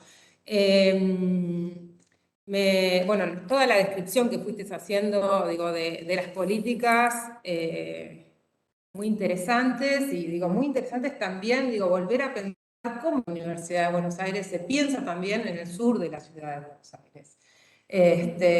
Así que, digo, me acuerdo como si fuera ahora, digo, Oscar García, en ese momento secretario de Extensión de la universidad, ahora secretario de Escuelas Medias, armando justamente las becas Avellaneda, digamos, desde su lugar de gestión.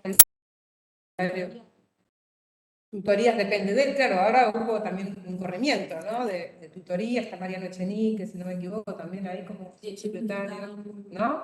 De escuela media también, y así entiendo que está haciéndose cargo también de estas cuestiones, además del centro que tienen en Barracas, que es como anclaje ahí para el desarrollo de la cuestión, bueno, sí, centro, ¿no? de ejecución de las becas, más que de las becas del proyecto de tutoría. Y muy vinculado ahora también a la Escuela de Lugano, UBA en Acción, bueno, y ahora que el SIDA... ¿Cómo? Exacto. Sí. La facultad más cercana que en Comuna 1, perdón, en Constitución, sí, está Sociales, bueno, Filo está ahí nomás, sí, con relación al SIDAC, digamos, el CBC de Monte de Oca, que está en Buenos Aires, ahí donde está el SIDAC, y tampoco tenemos tan lejos a Ingeniería, que también está con un centro universitario, con lo cual hay un polo, digamos.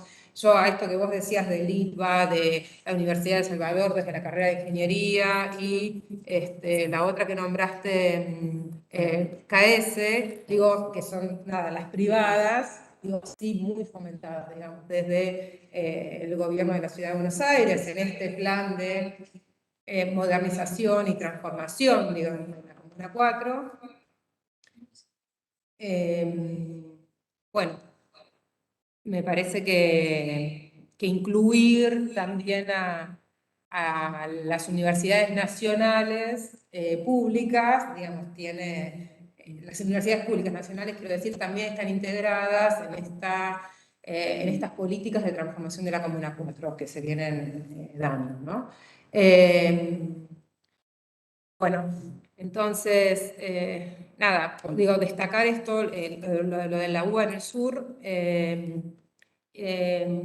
Después me pareció, digamos, por ahí para no irme tanto de lo que es la introducción y el capítulo 1, digamos, en la introducción, esto que también marcaba Laura, digamos, cómo te objetivaste, digamos, cómo pudiste hacer este proceso de objetivar al sujeto objetivante, digamos, trabajar con todos tus supuestos, digamos, muy en relación a una de las preguntas que te hacía Laura, que también lo planteé en la exposición, esto de que, digo, por ahí no querías trabajar, ¿sí?, desde tu trabajo de campo, algo vinculado a tu trabajo. Entonces, bueno, sí ahí, digo, volver a preguntarte, ¿no?, cómo transitaste, ¿sí?, más allá de que pusiste un montón de cosas en la tesis, que fuiste desnaturalizando, digamos, un montón de supuestos y de cosas dichas. Bueno, ¿cómo lo transitaste? Porque en un momento en tu exposición dijiste, me di muchos golpes en la cabeza, ¿no?, con este trabajo. Entonces, bueno, ¿qué pasó ahí? Después, a ver, quería, digo, más que nada a modo para si vos seguís con esta investigación, ¿sí?, plantearte un par de cuestiones, digamos, porque casi todo lo dijo Laura. También rescatar esto, ¿no? El marco interpretativo, claro, ustedes son de educación, entonces están como más en la línea de lo que se viene haciendo desde el programa, pero a mí a veces me tocan leer tesis que no necesariamente son ni de antropología económica, ni de, bueno, entonces sí me parece muy destacable el marco interpretativo, porque es un marco interpretativo, digo, donde aparece Heller, donde entonces aparece Gramsci, donde, bueno, aparece Rockwell, Elena Chili, ¿sí?, donde aparece, nada, una concepción de sujeto, donde aparece reproducción y aparece la agencialidad, y bueno, por supuesto Willy, Smith. Se me está apagando esto, pero no importa, lo tengo más o menos en la cabeza. Y digo, desde una cuestión más de antecedentes, más cercano, bueno, los desarrollos de Laura, de Mercedes, de Cerletti. Entonces, desde ese lugar me pareció muy interesante volver a encontrar, digamos, el Estado como presencia, ¿sí?, y enunciado así, digamos, ¿no? Porque no siempre está planteado en estos términos, ¿no? ¿Y qué es esa construcción de estatalidad también, ¿no? Que, bueno, que sale a discutir, ¿no?, de alguna manera con estas concepciones por ahí más Foucaultianas, más cerradas, más althuserianas, incluso de Estado, ¿no?, que no terminan de pensar el Estado en su forma, digamos, y en su construcción cotidiana. Entonces, me parece que está esto, ¿no?, el Estado como, usaste la palabra, presencia, ¿no? Sí, el Estado como presencia que se desarrolla cotidianamente en las escuelas y en articulación con otros actores políticos, reactualizando así el sentido de sus políticas. Entonces eso me parece, bueno, muy destacable. Después hay una cuestión también, todavía estoy en el capítulo 1, hay un párrafo donde vos planteás esta cuestión de la preocupación por el futuro de los jóvenes, de los llamados sectores vulnerables, en tanto problemática social, ¿sí? Solo puede ser entendida en un marco más general en el que se fueron generando las condiciones para una creciente desigualdad social y que desembocara en la crisis del 2001.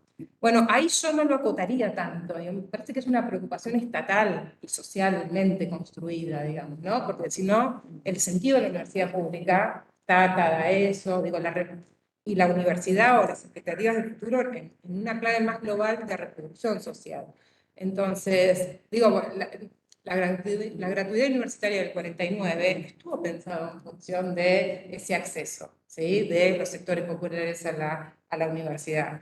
La propia Universidad Obrera, que después es la UTN, ¿no? Y digo, toda la transformación del mapa universitario, sí, post-2001, me parece que están en esas claves. Quiero decir, la política de un Estado hacia la juventud, donde ineludiblemente aparece la universidad o incluso la escuela secundaria obligatoria, está pensada en esa clave de reproducción, ¿no? Y me parece que, bueno, nada, solamente comentarte eso, entonces no limitaría a un que aparece, ¿sí? Enunciada, esto. Así, la preocupación por el futuro de los jóvenes no creo que sea algo propio del proceso de desigualdad que desemboca en el 2001. Digo, tiene que ver con la historia, la institución de las formaciones sociales. Eso. Después, quiero repetir cosas que planteó Laura. Bueno, me parece muy llamativo lo del taller. Yo no sabía que la dirección de orientación del CBC estuviera en la escuela. O sea, ya voy ahí, como la DOE en la escuela. O sea, incluso tomando ellos los talleres que antes se daban en la biblioteca, ¿no? Lo que planteas. Así que, digo, muy interesante para poder articular desde nuestro punto de vista la discusión de nuestras carreras con la dirección de orientación en las escuelas del sur de la ciudad, si es que están tan integradas a la dinámica. Digo, eso me parece un aporte muy sustantivo para pensar. Bueno, todo lo de las pasantías ya lo dijo Laura, así que no quiero repetir. No, y lo último, por ahí marcar algo más en relación a esto, al mundo del trabajo, digamos. Cómo vos hiciste el trabajo de campo entre el 2015 y el 2016, la verdad que los procesos de automatización, informalización, el trabajo inmaterial, digo, no es una tendencia hegemónica, pero sí una tendencia, digo, que viene acelerándose. Que entiendo, digo, sobre todo en pandemia, ¿sí? Con la cuestión de los celulares, el teletrabajo, cómo impacta el trabajo. Digo, ahí hay unos cambios, digamos, muy recientes que entre el 2016 y ahora se sucedieron, las empresas por plataforma, digo, que incluso, además, esta caracterización que vos traías de los distritos en la Comuna 4, la Comuna 4 está dividida en 3 distritos económicos, ¿no? Que bueno, ahí es todo Naroski también, porque ¿sí? Nada, en Sistemática 2 estamos justamente trabajando en uno de los capítulos, una de las unidades, los distritos económicos como política, ¿sí? En relación a estos procesos de modernización urbana. Mucho de lo que se da en Buenos Aires se dio en Italia, está tematizado, digamos, cómo se dan esos procesos en Italia, y Naroski tiene algunas reflexiones sobre, en relación a esto, que me parece muy importante para poder pensar los alcances y limitaciones que tiene una política proyectada en distritos económicos, en una comuna como la Comuna 4, ¿sí? Entonces, la red de, bueno, Macri estableció 3 distritos, ¿sí? Porque arrancan en el 2008, fines del 2007, principios del 2008. El Distrito Tecnológico, el Distrito de las Artes, por eso la Universidad Nacional de las Artes también tiene una sede, digamos, en la comuna, y el Distrito del Diseño, ¿sí? Que ahí está, bueno, es como vos es una serie de empresas que estaban asentadas en otros barrios de la ciudad de Buenos Aires por distintos beneficios, en general vinculados a impuestos y demás que pagan menos, bueno, se asienten ahí. Efectivamente, en el marco del distrito informático hay casi 300 empresas. Son muy pocas las grandes empresas, como Accenture y algunas otras. La mayoría son pymes, ¿sí? Entonces ahí hay algo que los pibes y las familias lo están viendo en relación a estas articulaciones para pensarse ellos, hasta donde yo lo veo por el SIDAC, ¿sí? Para pensarse ellos en relación a programación, digamos, a un montón de trabajos que empezaron a hacer, por ahí estoy como contestando algo que yo decía, que te preguntaba vos, pero un montón de trabajos que ellos empezaron a hacer incluso en el momento de la pandemia. Los vemos por los talleres de formación en oficios que damos en el SIDAC, que tienen que ver mucho con esto, con el manejo de herramientas digitales y la posibilidad de ir programando. Bueno, a lo que voy es que ahí hay algo que se dibuja en términos de expectativas para el ingreso a estas pymes, pero bueno, es muy reciente, ¿no? Clara, entonces no aparece tampoco en tu trabajo de campo porque es algo que se fue desarrollando en estos últimos años. Pero que, bueno, nada, tiene que ver con cómo se piensa esto, la escuela en la trama. Digo, por ahí no aparecen las representaciones docentes, pero todavía, y en esas familias y en esos estudiantes, porque vos fíjate que esos estudiantes ya hoy por hoy o están insertos, o bueno, o son trabajadores de la economía popular, o están algunos quizá estudiando en escuelas terciarias, en la propia universidad, ¿no? Vaya a saber esas trayectorias cómo devinieron. Bueno, no voy a decir mucho más. Me encantó leerla, es un enorme aporte. Bueno, y felicitaciones de nuevo.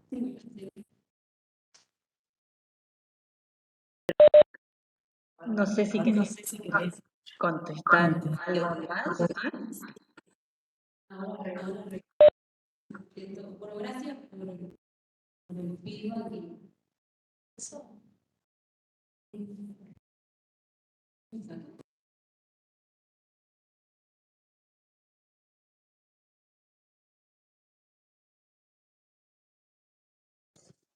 Ahí está, ¿no?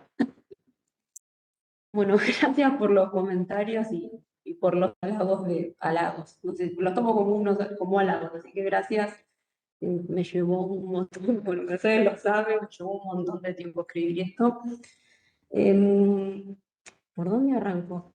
Me preguntaron mucho por mi experiencia en universitarios y universitarios por más universitarios y cómo hice como para ir estructurando y mechando mi experiencia personal y profesional y laboral dentro del trabajo de campo cuando iba a la escuela y qué conclusión o si es que me llevo algo de eso. La verdad, y voy a ser totalmente honesta, yo me rompí la cabeza porque no me daba cuenta. Yo arranco el campo muy convencida de los principios del programa. Que estudiar te abre puertas, que estudiar es sinónimo de futuro, que estudiar te permite, por ahí un poco más bien clásico, pero eso es un poco lo que dice el programa.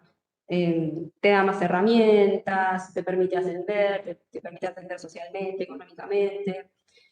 Y además un poco que yo en ese punto no me lo había dado cuenta, lo había naturalizado un montón. Yo no soy primera generación universitaria en mi familia. Mis padres lo fueron, mis hermanos también, mis amigos, mis compañeros de trabajo. Y me costó mucho desarmar todo eso. Porque de hecho cuando yo voy a la escuela esperando que hablen de la universidad. A mí no me importaba si hablaban de la UBA, esperaba que quizás sí, porque de manera un poco tenua, pero un poco sesgada, bueno, la UBA es la universidad pública, que quizás para estos chicos puede ser un camino posible, y la realidad es que no lo vi, no me lo encontré de la manera que yo pensaba que me lo iba a encontrar. Cada tanto alguien decía algo y era porque me señalaban a mí en el aula, y los pibes sí se acercaban a preguntarme, pero más por consultas y por dudas de tipo, che, ¿te equivocaste? ¿Cómo es? ¿Alguna vez no aprobaste una materia? ¿Pero qué pasa si te ponen no un 3, pero qué pasa si no aprobas una materia? Y, y yo la verdad que no lo podía ver, y fue a través de no poder encontrar, por eso yo creo que era una centralidad bastante importante. En el momento en que, por eso dije también al principio que me choqué como muchas veces la cabeza contra la pared, porque no encontraba, yo había ido a buscar otra cosa y me encontré con otra totalmente diferente. Entonces, en ese momento, cuando yo me pongo, y después, ya escribiendo la tesis y hablándolo con Mercedes, a mí me llevó un tiempo largo darme cuenta que se movía por otro lado y que estaban pasando otras cosas. Y esta experiencia de la tesis, de llevar para el laburo de UXU, es que a mí me cambió como mucho también leyendo la tesis de Mercedes, me cambió mucho la pregunta. ¿por qué deberían estudiar? ¿Por qué tienen que estudiar? ¿Por qué, o sea, necesariamente la opción por los estudios superiores, universitarios, ¿por qué tiene que ser la opción legítima o la opción que te lleva a ascender económicamente? Sobre todo con lo que decías poco vos recién ahora, el mercado laboral, no soy especialista en esto y no tampoco leí tanto, pero el mercado laboral cambió mucho, hay mucha demanda muy rápido y yo creo que los chicos intentan como amoldarse y adaptarse a estos nuevos tiempos. Y yo no sé si los estudios universitarios, en el sentido que nosotros lo entendíamos desde el programa o los podemos llegar a entender desde el programa, me parece que quizás lo que tiene universitarios, por más universitarios, es que se olvida que la población con la que estamos laburando tienen otros tiempos, tienen otros ritmos y tienen otras necesidades. Y yo un poco lo que pude ver en la tesis fue eso, y para mí la pregunta cambió. O sea, no sé si la pregunta es, bueno, no la pregunta, sino, me sale la palabra en inglés, el statement, decir, tienen que estudiar, ahora tienen que estudiar. O sea, ¿qué es lo que les podemos brindar a estos chicos? Porque mucho de lo que pasa en el programa es que los chicos del programa, por más que se anoten, no dicen cosas, los del programa de tutorías de universitarios, programas universitarios, no dicen cosas demasiado diferentes a los chicos del trabajo de campo de la universidad del 2016. Entonces yo creo que, bueno, más que nada el camino recorrido en la tesis me hizo cambiar mucho la cabeza a mí, y preguntarme otra cosa, que es que necesariamente tiene que ser la universidad, o sea, ¿por qué tienen que ser los estudios superiores? Y yo ahí un poco después, como trabajo mucho con los tutores en el tema de la coordinación, me veo mucho en ellos, o sea, lo que ellos hacen hoy era lo que yo pensaba al principio, que es cuando ellos se encuentran por primera vez, los tutores con los becarios, les preguntan, ¿qué quieres estudiar? Y yo a veces medio como que me pongo en el lugar, yo hacía lo mismo, y les digo, no les preguntes qué quieres estudiar, en todo caso preguntales otra cosa. No sé si por ahí es un poco redundante decir qué te imaginas haciendo el año que viene. Pero nada, me parece que no sé si estoy respondiendo lo que me preguntaron a mí. Creo que hice un cambio de 180 grados. Llegué pensando una cosa y me fui conociendo y viendo otra totalmente diferente. Yo creo que algo al programa le puede aportar. Y después dijiste algo de programación. De hecho, la UNO creo que el año pasado abrió la carrera de ciencia de datos en exactas, que no lo sé, yo estimo que de acá a 5 años que tiene como una proyección muy grande, pero el tema de exactas es que está muy lejos. Y de hecho hay algo que a mí me sorprende mucho porque muchos chicos, la mayoría de los chicos que se anotan a diferencia de los chicos de la etnografía, los que se anotan en universitarios, por más universitarios, igual, más allá de la oferta y del trabajo que se puede hacer en territorio con los tutores, conociendo distintas carreras, siempre se decantan más por las carreras tradicionales, que son psicología, derecho y medicina, economía, esas. Y después dentro de programación, ingeniería también, y aún así, por ejemplo, está la alternativa de ciencias, creo que me perdí todas las carreras con este programa. Está ciencia de la computación, están exactas, lleva bastante tiempo y no recluta mucha gente. Y es como una carrera hermana de informáticos, lo digo desde el desconocimiento absoluto, porque yo no sé programar lenguaje, pero siempre.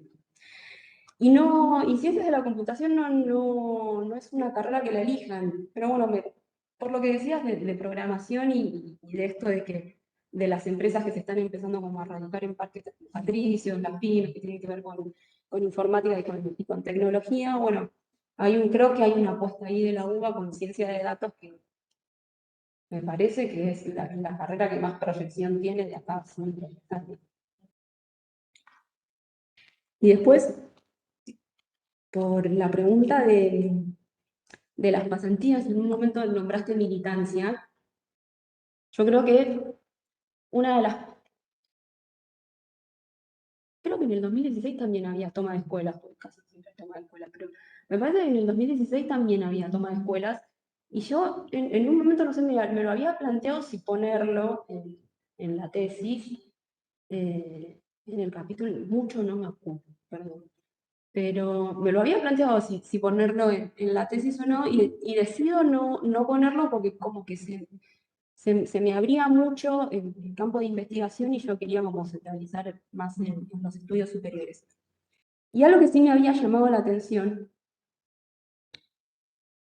por el tema por la cuestión de la toma de escuelas, es que yo le pregunto a la directora, ¿qué pasa con los chicos? Se están movilizando, no tenían centro de estudiantes, no habían tenido nunca centro de estudiantes. Creo que recién ahora tienen un centro de estudiantes y debe ser de hace 1 o 2 años. No había, no había movilización, no estaban organizados los chicos. Ahora la verdad que yo después dejé de ir a la escuela, no tengo, sé que lo único que sé de la escuela es que cambió varias veces de dirección. Cuando yo me fui, el director había renunciado, tuvo un suplente, su suplente renunció, después otro. Pero con el tema de las pasantías y de la movilización, yo nunca vi,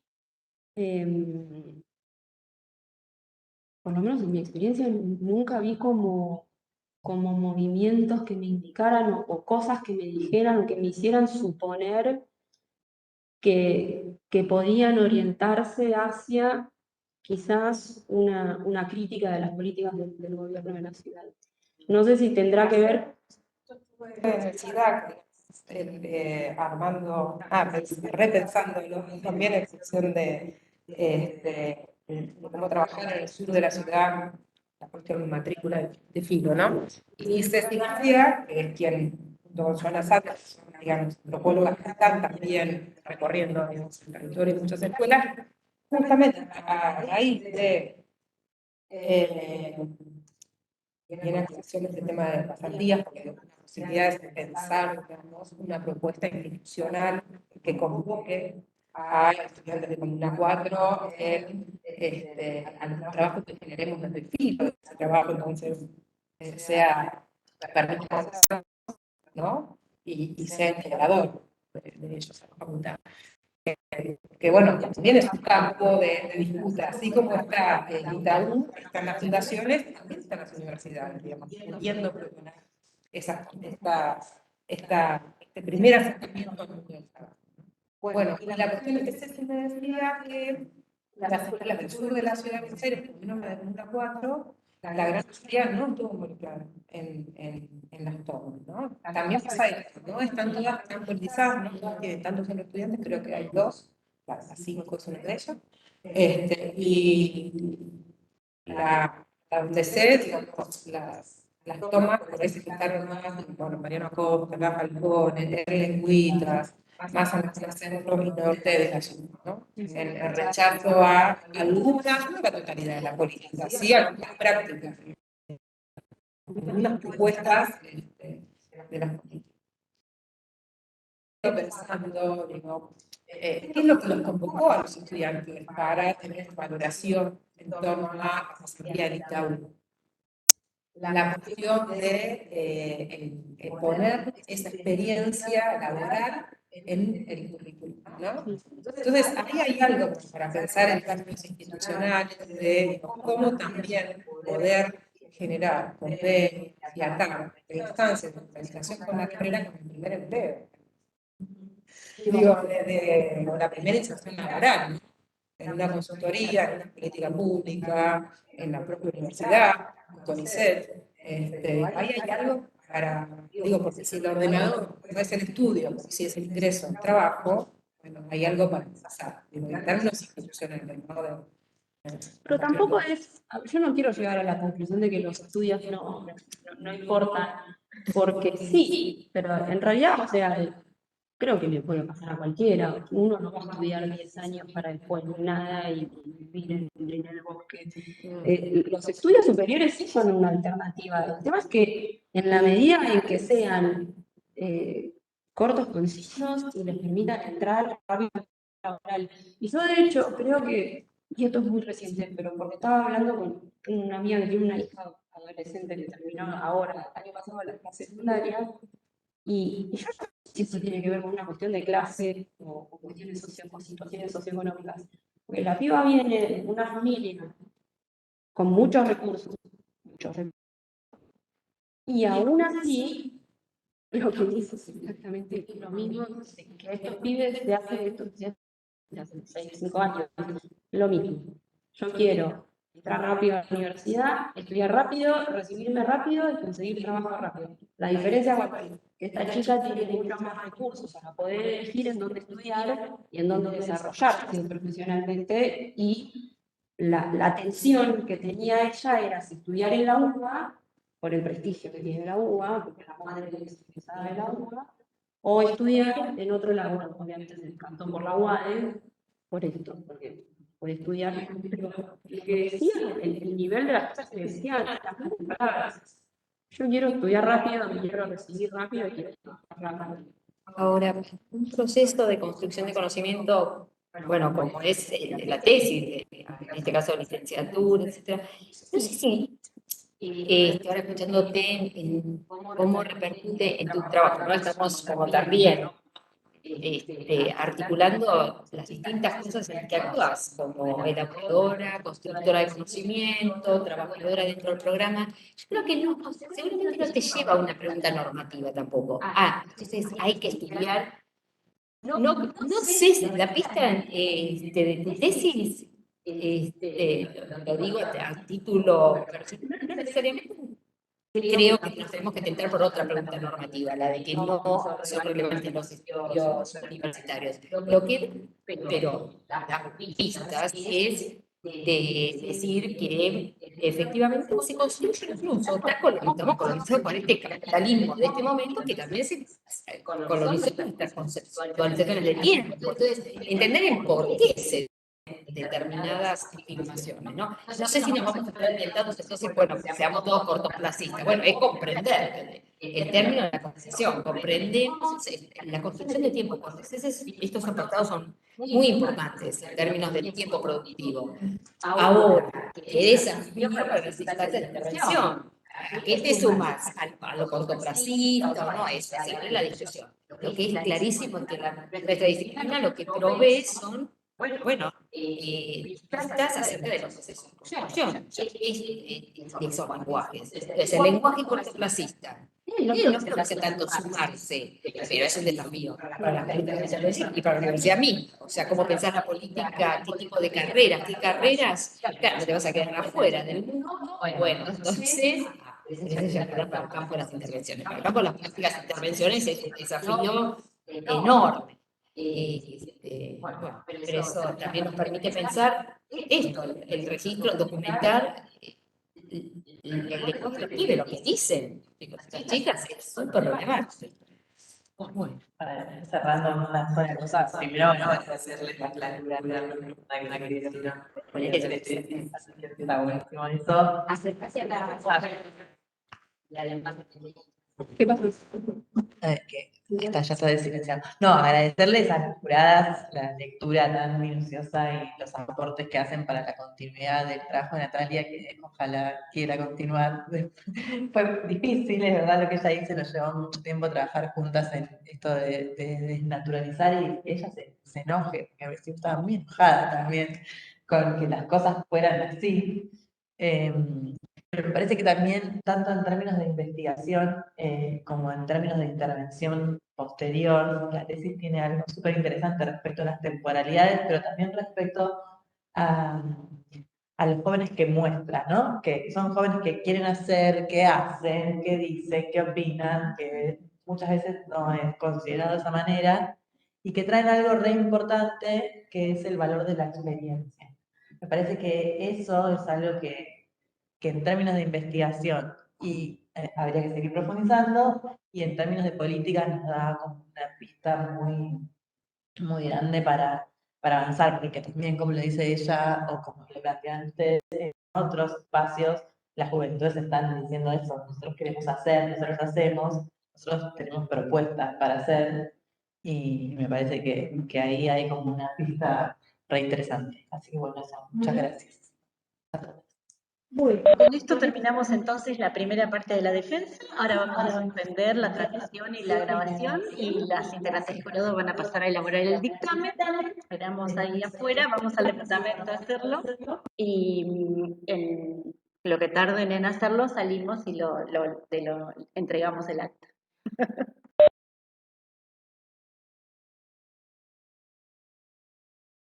Bueno, una vez entonces finalizada la deliberación de las integrantes del jurado, le vamos a dar la palabra a Ivana Petz para que haga la lectura del dictamen.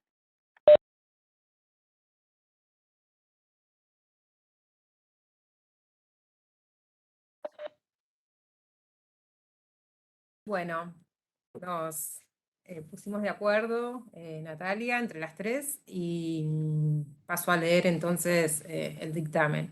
En Buenos Aires, el 2 de noviembre de 2022, a las 15 horas, se reúne el Tribunal de Evaluación de la Tesis de Natalia Massanti.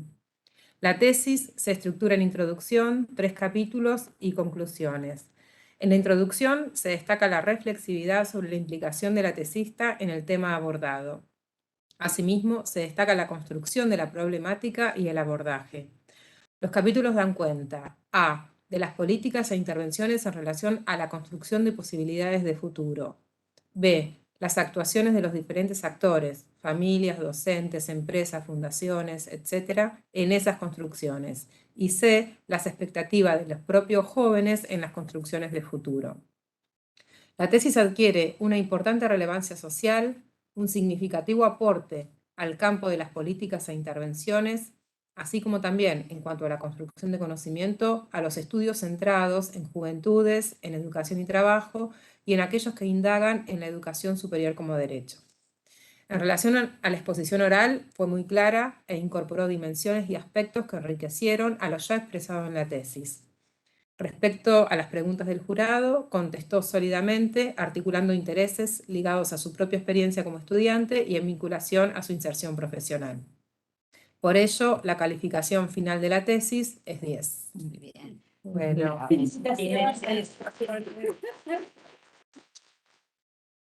Muy bien. licenciada. Excelente.